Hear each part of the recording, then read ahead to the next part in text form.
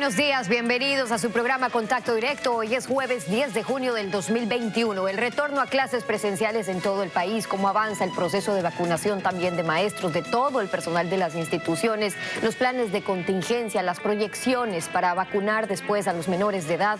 Lo vamos a hablar con María Brown, la ministra de Educación Pública. Lenin, hola, buen día, ¿cómo te va? Muy bien, Estefi, amigos televidentes, un buen día para todos.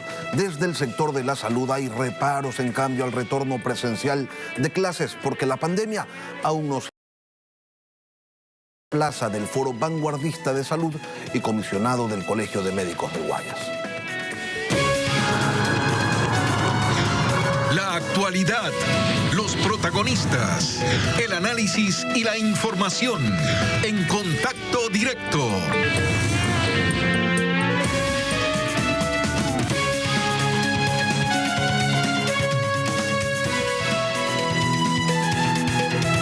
María Brown, ministra de Educación, bienvenida a Contacto Directo. Buenos días, Stephanie, muchas gracias. Buenos días también. Haciendo una evaluación inicial que se podría hacer en estos pocos, pero ya primeros días de retorno a clases presenciales de esta semana, ha habido aceptación de los padres, quizás más que por las medidas de bioseguridad que se puedan tomar por la desesperación al ver cómo se ha afectado el aprendizaje. Pero todavía hay una buena parte que teme por la salud, los nuevos contagios, cepas o un rebrote. ¿Cómo está previsto, ministra, que se apliquen planes de contingencia en esos casos donde detecten en aulas, colegios, casos de contagio? Bueno, Stephanie, hemos hecho un análisis del saldo de cómo nos ha ido en estos primeros días de este ejercicio del retorno paulatino y voluntario a esta presencialidad en 944 instituciones educativas que de las 1.300 que tenían el permiso decidieron hacer uso de este beneficio. Se trata generalmente de instituciones educativas en áreas rurales y hemos podido detectar en dónde tenemos que reforzar medidas de bioseguridad, en dónde tenemos que también abastecer o reabastecer de los insumos que se requieren para que continuemos con estas medidas de bioseguridad a cabalidad. ¿Y cómo está previsto en los casos en que se lleguen, un poco viendo la preocupación de los padres, a detectar casos de contagio, focos o rebrotes en los que haya que tomar medidas? Por supuesto, en los planes en donde las instituciones educativas determinan cuáles van a ser las medidas, tienen que tener un protocolo específico de cómo vamos a atender si es que cualquier persona en contacto con uno de los estudiantes o los docentes ha mostrado síntomas de tener COVID-19. En este sentido, cómo se procede es que el grupo de estudiantes o docentes que haya estado en contacto con esa persona pasa a una cuarentena, a un aislamiento por 14 días para poder hacer un análisis de si se presentan cualquier síntoma que nos dé indicios de que puedan haber contraído la enfermedad. Sobre todo porque con los chicos o los más chiquitos es más difícil. Cuando es normal regresan a clases y empieza a haber cualquier tipo de virus o afectación donde no se puede distinguir. Ahora, por otro lado, las empresas farmacéuticas siguen adelante con las investigaciones para ampliar el acceso a las vacunas a edades más tempranas. Eso es una responsabilidad del Ministerio de Salud, pero en educación es fundamental el plan de vacunación de los chicos y de los niños para este plan seguro de las clases presenciales. ¿Se ha gestionado, ministra, para la vacuna que ya se está aprobando de Pfizer, niños de hasta 12 años, o Moderna, que está aprobando su vacuna incluso en bebés de 6 meses? En este momento, dentro del plan de vacunación que está en manos del Ministerio de Salud Pública, como tú bien mencionas, ya se ha incluido a una población de jóvenes que son parte ya del sistema educativo a partir de los 16 años, 15, 16 años hasta 18. Algunos de ellos que tienen comorbilidades ya están contemplados para una fase dentro del próximo mes y el resto de esa población está contemplada ya ser vacunada durante los meses de julio y agosto, como ustedes pueden verificar en el cronograma publicado por el Ministerio.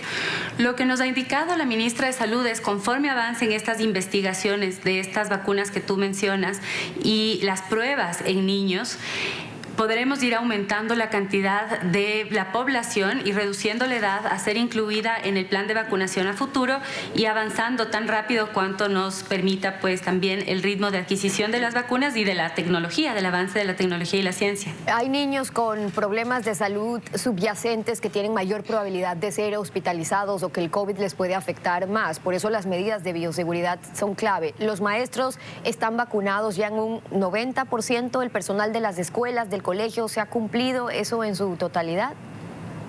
Así es, cerca del 90% de los docentes han sido ya vacunados en una primera dosis y estamos avanzando en la segunda dosis. Ya más de 35,000 docentes han recibido la segunda dosis de la vacunación y eso, por supuesto, sigue avanzando de manera rápida. En algunos casos se trata del periodo que tiene que pasar entre la primera dosis y la segunda dosis, y ya están o deben estar agendados en la plataforma habilitada por el Ministerio para eso. Les pedimos que por favor consulten en la plataforma y se acerquen en la fecha indicada para poder recibir su segunda dosis. Eso en cuanto a los maestros, pero luego el personal administrativo de limpieza que está en las escuelas y colegios expuesto también con los chicos.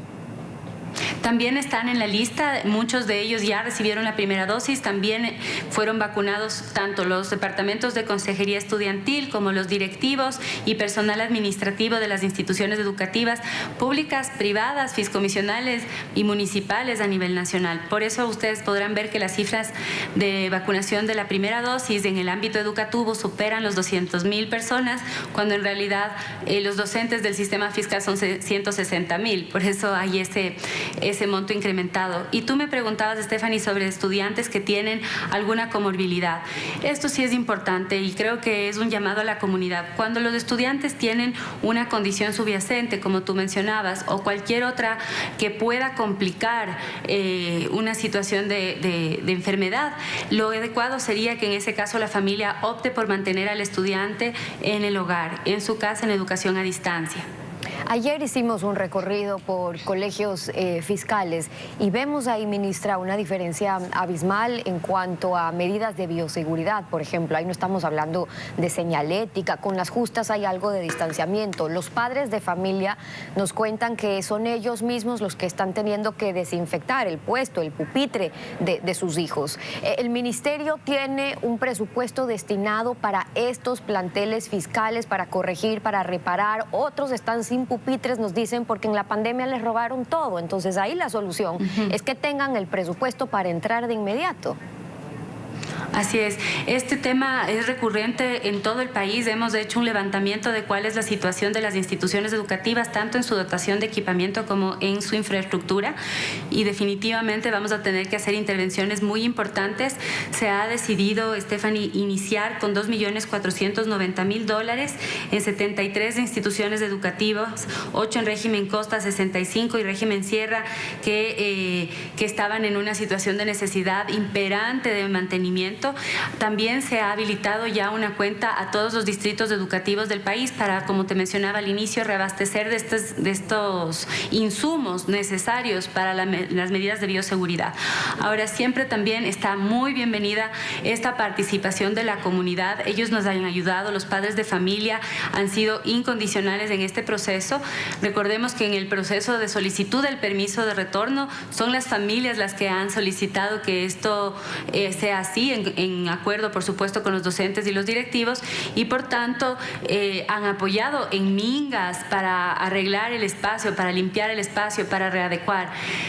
Tenemos más o menos 15,000 instituciones educativas fiscales y no habían recibido mantenimiento, la gran mayoría de ellas, en más de 15 meses. Claro, las solicitudes de 15,000. Ahora, en estos, podríamos decir, focos donde nos cuenta ya que han identificado estos problemas. Es decir, por un lado, no tienen recursos. Ayer nos decían, tenemos algo de cloro, pero ahí estamos bien. Uno es insumos y dos, claro, presupuesto para poder activar todas esas medidas de seguridad, porque es presupuesto. Entonces, en estos 2 millones más o menos que usted nos indica que ya se van a disponer para estas instituciones, ¿cómo se ha organizado? Es decir, nosotros vemos afectaciones en los planteles fiscales, por ejemplo, pero está distribuido en función de zonas, está distribuido en función de necesidades en zonas rurales también, por ejemplo, o cómo van a dar prioridad, porque 2 millones no basta.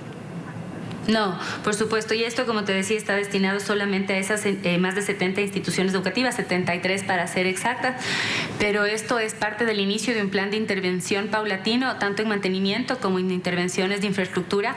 Ya hemos mantenido una reunión con el ministro de Finanzas y hemos identificado presupuesto que vamos a reasignar de otras cuentas de este año, porque todavía estamos trabajando con el presupuesto prorrogado y ya tenemos el monto que se ha solicitado. Finanzas se ha incluido en la proforma general del Estado a ser aprobada en septiembre, para poder ir paulatinamente priorizando primero aquellas instituciones educativas que ya tengan esta autorización de retorno paulatino y controlado, y siempre revisando que esto pueda retirarse, ¿no? Que el permiso se pueda retirar. Si las comunidades no están cumpliendo con el PICE, no están cumpliendo con el plan y las medidas de bioseguridad, pues entonces también tendremos que solicitar que se suspenda esa semipresencialidad hasta que la comunidad esté preparada y, por supuesto, cuente con todos los insumos necesarios. Ahora, los insumos de bioseguridad no forman parte de estos 2 millones, es un presupuesto aparte.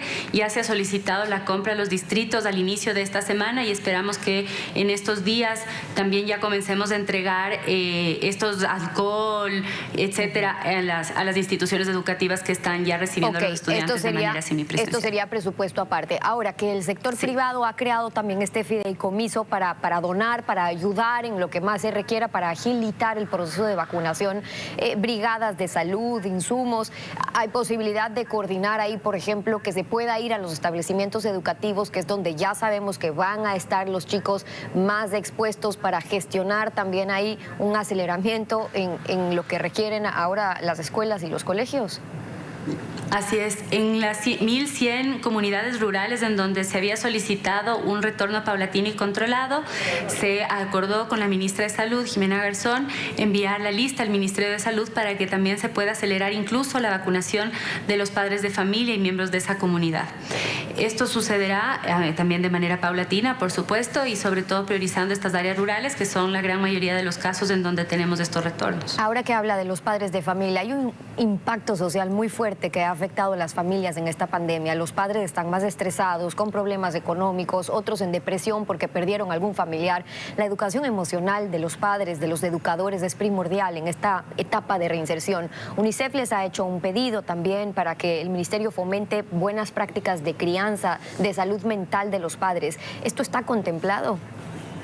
Sí, esto está contemplado dentro del eje de este vínculo con la comunidad que estamos hablando, sobre el todos que hemos llamado, porque realmente este ejercicio educativo no solamente se realiza dentro de la institución educativa. La pandemia pues lo ha puesto en más evidencia, pero siempre ha sido así. El rol de la familia es fundamental, y la situación y el estado socioemocional y de salud mental de las familias no solamente se reduce a la necesidad de trabajar con los adultos, con los padres de familias y madres de familias, sino con los estudiantes. Recordemos que también tenemos altos índices de reportes sobre ansiedad, depresión, sobre todo en jóvenes a nivel mundial, producto de este aislamiento, y todo esto es algo que debemos atender.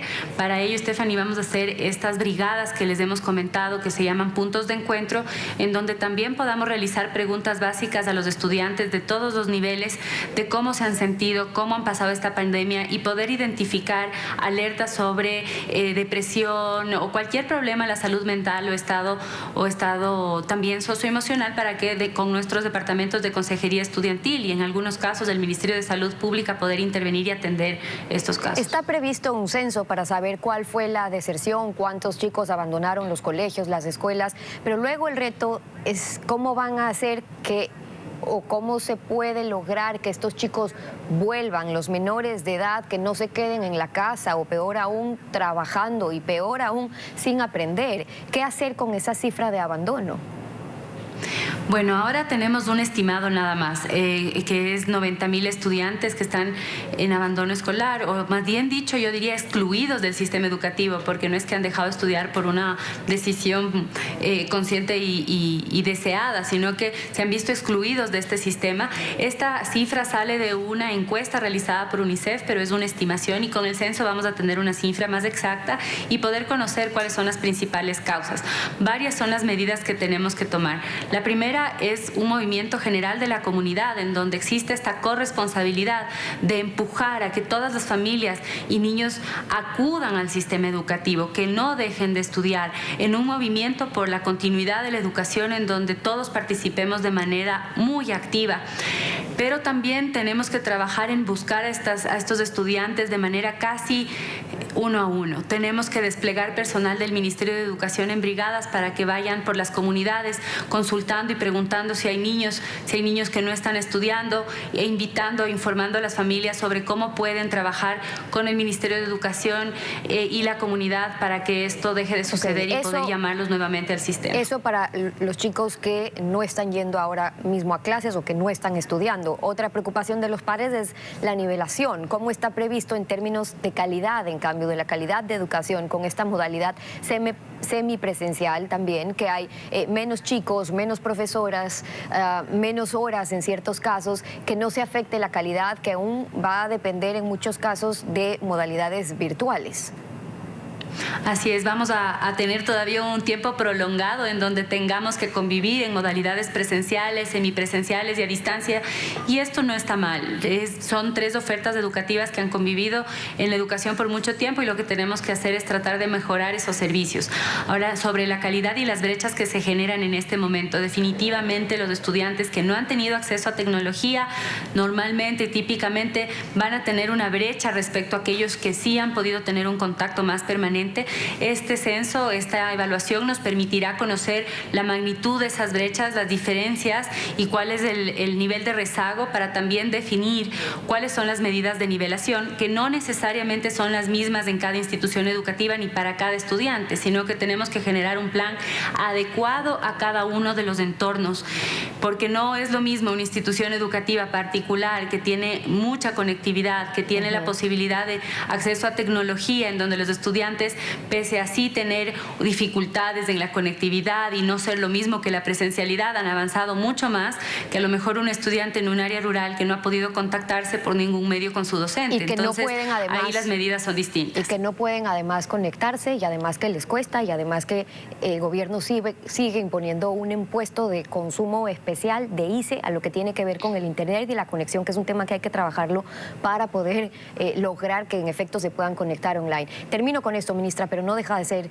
menos importante, y es que es otro factor que está afectando a muchos niños. Los chicos recibían el lunch escolar cuando iban físicamente a las clases. Hay un plan ahora del gobierno para combatir la desnutrición infantil en el que se debería trabajar en sinergia con su ministerio si se quiere cumplir esa reducción de 6 puntos porcentuales como ofrecieron.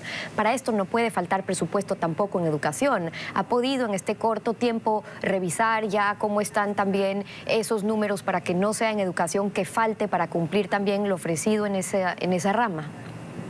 Así es, sí. Estefanía, se estaban entregando kits de alimentación escolar a las familias que tenían que acudir de manera presencial a las instituciones educativas, donde un grupo de docentes y directivos pues les entregan y les abastecen para unas semanas el kit de alimentación que se ha seguido adquiriendo a lo largo de la pandemia. Esto va a continuar. Nosotros ya hemos iniciado el proceso de contratación de un nuevo corte de la alimentación escolar, y luego de este último contrato empezaremos de inmediato a trabajar en cuál será el modelo de cambio paulatino del modelo de alimentación escolar. Como ustedes saben, se aprobó en la Asamblea Nacional una nueva ley de alimentación escolar que contempla que los contenidos de esta alimentación escolar vayan cambiando, que incluyan alimentos también frescos, que estén vinculados con la economía popular de cada uno de los territorios, y esto requiere de un cambio paulatino, porque pasamos de un modelo de un solo tipo de alimentación escolar a nivel nacional a uno más específico por parroquia. María Brown, ministra de Educación, muchas gracias por venir a Contacto Directo. Gracias también, un lindo día. Buenos días, vamos a una pausa y cuando regresemos, los reparos del sector salud a este retorno paulatino a clases lo vamos a revisar con el doctor Francisco Plaza del Foro Vanguardista de Salud y comisionado del Colegio de Médicos del Guayas. Quédese usted en nuestra sintonía. Desde el lunes se desarrolla una campaña de retorno voluntario y progresivo a clases con la intención, se ha dicho, de dar una respuesta a las carencias de miles de niños y jóvenes que no tienen acceso a la educación telemática en un país donde la cobertura del Internet es pobre, su costo alto y en muchas ocasiones no hay el número de dispositivos electrónicos que permita al número de estudiantes que habitan en un domicilio poder acceder de manera adecuada a su educación. Esto sin contar el hecho de que los padres deben asumir el rol de maestros, una actividad para la que o no tienen tiempo o no están capacitados. Estas son algunas de las razones por las que el Ministerio de Educación propone volver a clases, pero también hay otra postura, una que sugiere lo contrario. Doctor Francisco Plaza, buenos días y bienvenido a Contacto Directo. Muy buenos días, licenciado Ledín. Saludos cordiales a los televidentes de Contacto Directo. Ustedes han señalado que el regreso a clases desde el lunes 7 de junio es una medida apresurada, antitécnica, peligrosa e irresponsable. Y quisiéramos que nos explique una a una estas consideraciones. Empecemos por la primera. ¿Por qué la consideran apresurada? 18 meses sin ir a escuelas y colegios inevitablemente genera distintas afectaciones y no solamente estamos hablando de lo académico, doctor. Apresurada, ¿por qué? Porque, mire, el país recién tiene vacunados aproximadamente a 1.700.000 ecuatorianos con una sola dosis y no llegamos a 700.000 con ambas dosis. De tal manera que estamos muy lejos de cumplir la meta de los 10 millones de ecuatorianos para el 31 de agosto para alcanzar la inmunidad de rebaño. Entonces nos estamos apresurando en tomar estas medidas, que lógicamente ya la han tomado países que han completado esas metas. Ojalá el presidente de la República, Guillermo Lasso, logre poner la pica en Flandes y termine con su objetivo de vacunar a 10 millones de ecuatorianos hasta el 31 de agosto. De tal manera que epidemiológicamente no estamos en condiciones, más aún cuando aparentemente hemos entrado en una ligera meseta, y para poder ir liberando esta serie de medidas restrictivas tendríamos que mantener un descenso de la curva sostenido por lo menos durante 6 semanas, situación que no se ha dado. Por eso es antitécnico. Antitécnico, entendemos que no hay criterios médicos que avalen esta decisión. A su entender, doctor, ¿cuáles deben ser esas variables que solventen una decisión de volver a clases? Usted dice una meseta sostenida y además un descenso en paulatino, a su vez sostenido. Actualmente es una pequeña meseta que está tendiendo ligeramente al descenso, que ha logrado, pues lógicamente, descongestionar los servicios y las áreas COVID, pero mantienen aún ocupada el 90% de las camas UCI a nivel nacional, principalmente en ciudades como Quito, por ejemplo, aunque aquí en Guayaquil ha descendido hasta el 85%. Sin embargo, no dejamos de tener aquí en nuestra ciudad 12 muertos por día y a nivel nacional más de 70% de personas que fallecen todavía por COVID-19. En Canadá, doctor, el retorno a clases se dio por orden alfabético para que se turnen los estudiantes. Además, se dividió la jornada en matutina y vespertina y así las decisiones son diversas en distintos países. Lo cierto es que las condiciones socioeconómicas en cada uno de ellos es distinta, así como el avance de sus planes de vacunación, lo que usted señalaba hace un momento, doctor. Usted indica que el retorno a clases es peligroso también. ¿Por qué? ¿Qué nos dicen las cifras sobre el número de niños y jóvenes contagiados con COVID-19? Mire, sin dejar de mencionar a Canadá, Canadá ya hizo su vacunación de rebaño desde hace tiempo, pues entonces ellos pueden tomar este tipo de decisiones. Aquí estamos en condiciones todavía. ¿Por qué es peligroso? Porque los niños también se infectan. Los niños pueden infectar a sus compañeros. Y todos estos niños infectar a su familia y la familia infectar al entorno social que no está vacunado. ¿Cuál es la cifra, doctor, de niños y de jóvenes infectados? Porque existe la creencia generalizada de que el COVID a los niños no los toca. Mire, no los toca en cuanto a desarrollar la enfermedad, pero infectarse sí. Y es probable que así como van las cosas y no alcanzamos la meta, nosotros vayamos a alcanzar la inmunidad de rebaño por infección y no por vacunación. Porque si usted se pone a preguntar a nivel del entorno social que lo rodea, va a ver que un montón de personas ya les dio el COVID. Igual de mi parte, pregunto, ¿a ti te dio? A mí y a mi allá también le dio. Entonces, la situación es de que estos niños que tienen a nivel mundial junto con los adolescentes entre el 3 a 4% de mortalidad por COVID, en ascenso, no solamente que se pueden infectar, sino desarrollar la enfermedad con características muy graves en ese grupo de edad y desarrollar el famoso SIN. ¿Qué es el SIN? el síndrome inflamatorio multisistémico difuso, que es el que mata a los niños, y aquí en Ecuador ya ha matado a algunos, que es muy difícil de combatir, los lleva a cuidados intensivos y si no los mata los deja con secuelas graves.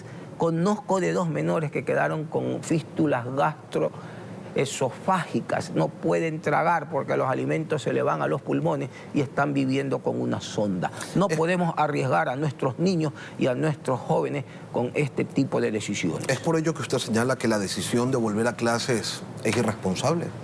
Es irresponsable, ¿sabe por qué? Y ojalá Dios lo proteja y no permita nunca esto con usted. Lo voy a tomar de ejemplo. Supóngase que usted tiene un niñito de 7 años y lo manda a la escuela.